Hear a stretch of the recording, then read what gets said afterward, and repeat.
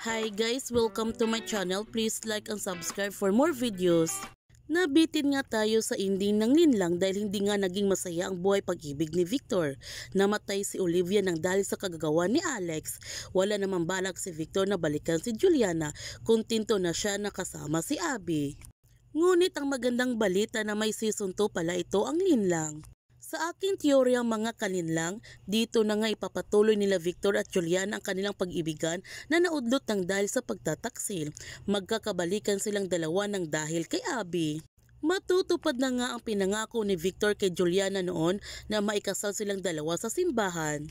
At higit sa lahat, isa ng sikat na boksingero si Victor. Kaya aabangan natin ang season 2 ng Linlang. Kung bago ka pa channel ko, don't forget to like, subscribe, ang click notification bell para palagi kang updated sa mga videos upload ko. Thank you for watching and God bless to everyone.